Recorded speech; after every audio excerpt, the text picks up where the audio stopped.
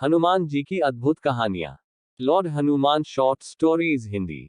श्री राम के अनन्य भक्त हनुमान से जुड़ी कई कहानियां प्रचलित हैं, जिनमें उनके बल पराक्रम, बुद्धि, चातुर्य और असामान्य साहस वृत्ति का परिचय मिलता है। भगवान शिव के अंश हनुमान अमर अजर बताए गए हैं। कलियुग में इनकी पूजा अर्चना त्वरित फलदायक बताई गई है। वायुदेव, पवन पुत्र और मां अंजनी के पुत्र हनुमान बाल्यकाल में अत्यंत शरारती थे। कहा जाता है कि अंजना एक अप्सरा थी और किसी अपराध वश उन्हें ऋषि दुर्वासा से शाप मिला। इसी के फल स्वरूप उनका जन्म वानर कुल में हुआ। वे गिरिज की पुत्री बनी और उनका विवाह केसरी से हुआ, इसीलिए बजरंगबली केसरी नंदन कहे जाते हैं। राम भक्त हनुमान ब्रह्मचारी हैं, अमर हैं और इनके भक्तों को भय, निराशा, ग्रह पीड़ा, दारिद्र और संकट से मुक्ति मिलती है। हनुमान जयंती के पावन अवसर पर इनसे जुड़ी अद्भुत कहानियां प्रस्तुत है। दिव्य फल से हनुमान जन्म। अंजना मां को पुत्र प्राप्ति की इच्छा थी।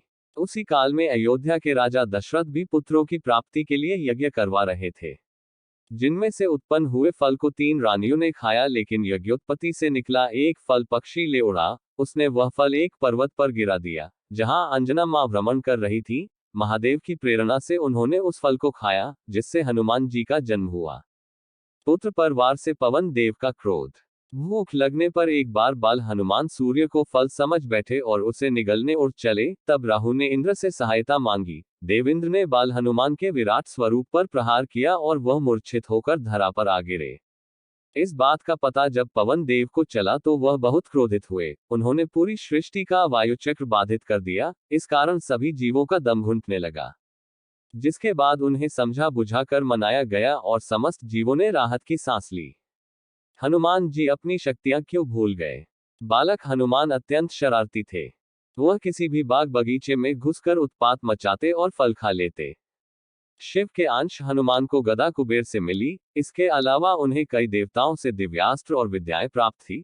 उत्सुकता और चंचलता वश बाल हनुमान ऋषियों को खूब सताते। कभी वह उनकी लंगोट फाड़ देते तो कभी कमंडल का पानी गिराकर भाग जाते। एक बार अंगिरा और भरिंग वंश के ऋषि तपस्या कर रहे थे, तब हनुमान ने उन्हें भी सताया। इसके फल स्वरूप उन्हें सारी शक्तियां भूल जाने का शाप मिला। फिर आगे चलकर मां सीता की खोज के अभियान के दौरान याद दिलाने पर उन्हें सारी शक्तियां वापस प्राप्त हो गईं। हनुमान और उनके पुत्र मकरध्वज की गाथा। वीर हनुमान ब्रह्मचारी हैं, लेकिन रावण राम युद्ध के समय हनुमान का सामना पाताल लोक में मकरध्वज से हुआ। वह खुद को हनुमान पुत्र बता रहा था, जिससे बजरंग बली क्रोधित हुए। परंतु जब मकरध्वज ने तर्क दिया तो हनुमान जी उनकी बात से संतुष्ट हो गए।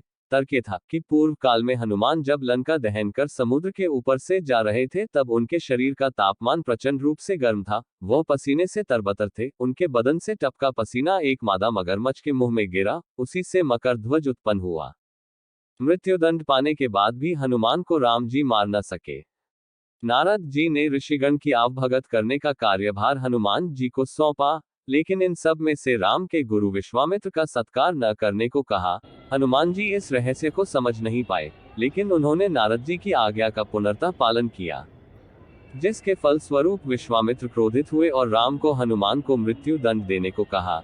गुरु की आज्ञा से विवश राम अपने प्रिय हनुमान पर प्रहार करना शुरू करते हैं, लेकिन नारद जी ने कहा था कि हनुमान आप चिंता मुक्त होकर राम नाम का जाप करें, कुछ नहीं होगा। हनुमान जी ने इस आज्ञा का भी पालन किया। तब राम के ब्रह्मास्त्र समेत सारे अस्त्र विफल हो गए। ये सब देखकर गुरु विश्वामित्र ने राम से इस घटना का विस्तारण जाना और अंत में हनुमान जी पर से उनका क्रोध समाप्त हो गया और उन्होंने अपना आदेश वापस ले लिया। गदाधारी भीम का घमंड भी उतार दिया। श्री कृष्ण की कृपा छाया में पांचों पांडव धर्म युद्ध लड़ने वाले थे, लेकिन उसके पहले उन्हें कौरवों ने खूब सताया। लाक्षागृह, वनवास और जुआ कपट इसी के हिस्से थे। वनवास के दौरान भीमसेन भाइयों से रुठकर घने जंगल की ओर भ्रमण करने निकल गए, जहां रास्ते में एक वृद्ध वानर अपनी पूंछ पसारे बैठा था। क्रोध में आग बबूले भीम ने पूंछ उठाने को कहा। तब निर्बल वानर ने थकान और अपनी असमर्थता का हवाला देकर भीम को ही यह कार्य कर देने को कहा। भीम ने खूब हाथ पैर मारे, लेकिन वानर की पूंछ टस से मज नहीं हुई। अंत में भीम को यह भास हुआ कि वह कोई दिव्यात्मा है। भीम ने दर्शन देने को कहा। तब हनुमान जी ने अपना असल रूप दिखाया और पांडव पक्ष को विजय का आशीर्वाद भी दिया। अर्जुन का अहंकार भी हनुमान जी ने तोड़ दिया। अर्जुन एक बार रामेश्वरम पहुंचे, जहां एक वानर श्रीराम की भक्ति में लीन था। अपनी धनुर्विद्या के अहंकार में मग्न पार्थ ने बाण चलाया। तब हनुमान जी ने प्रकट होकर इस कृत्य का कारण पूछा, तो अर्जुन बोले कि श्री राम तो धनुर्धर थे, उन्हें पत्थरों के पुल की आवश्यकता क्या पड़ी। वानों का ही पुल बना लेते, पूरी सेना त्वरित गति से लंका जा पहुंचती। इस पर हनुमान जी ने कहा कि हमारी सेना में ऐसे विराट और बलशाली योद्धा थे जिनका भार वान का पुल नहीं उठा पाता, इसीलिए पत्थरों का पुल बनाया गया।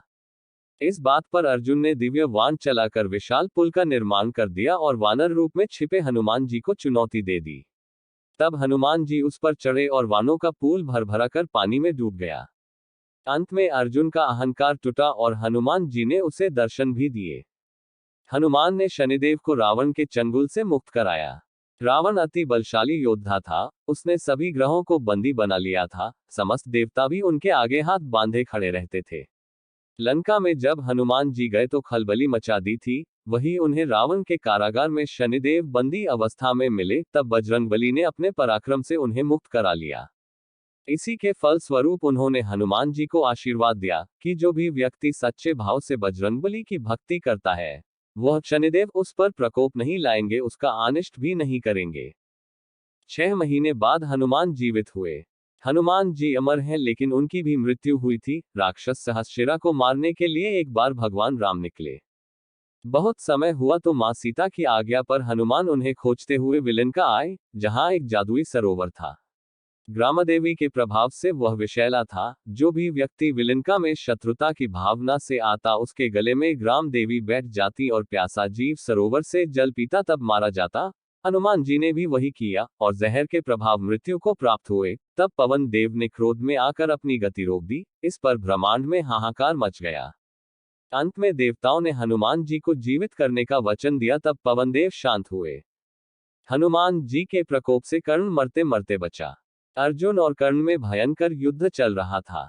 कर्ण के कुछ बाण श्री कृष्ण को भी लगे, जिससे उनका कवच टूट गया। ये सब देख हनुमान जी ने प्रचंड गर्जना की। उनके आग्नेय नेत्र कर्ण को ऐसे घूर रहे थे जैसे अभी उसे भस्म कर देंगे।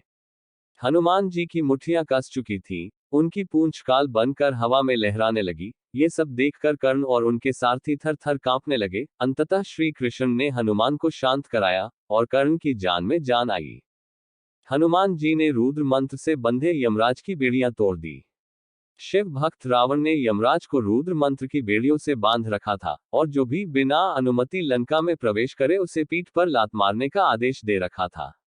हनुमान जी के लंका में जाते ही यमराज ने उन्हें भी पीठ पर जोर की लात मारी और घमंड से कहा कि मुझे रुद्र मंत्र से बांधा गया है, इसीलिए मैं विवश हूं, इसके अलावा मुझे कोई रोक नहीं सकता। शिव के बाद तो मेरा कोई मुकाबला ही नहीं। इस बात पर हनुमान जी आगे बढ़े और उन्होंने रुद्र मंत्र वाली बेड़ियां एक झटके में तोड़ दी। ये देखकर यमराज का घमंड भी उतर गया। आगे की कहानी के लिए लाइक सब्सक्राइब नहीं किए हो तो कृपा करके लाइक सब्सक्राइब कीजिए। मैं ऐसी अद्भुत रहस्यमय कहानी लाते रहते हैं। चलिए आगे की कहानी सुनकर आनंद लेते हैं। जय हिंद।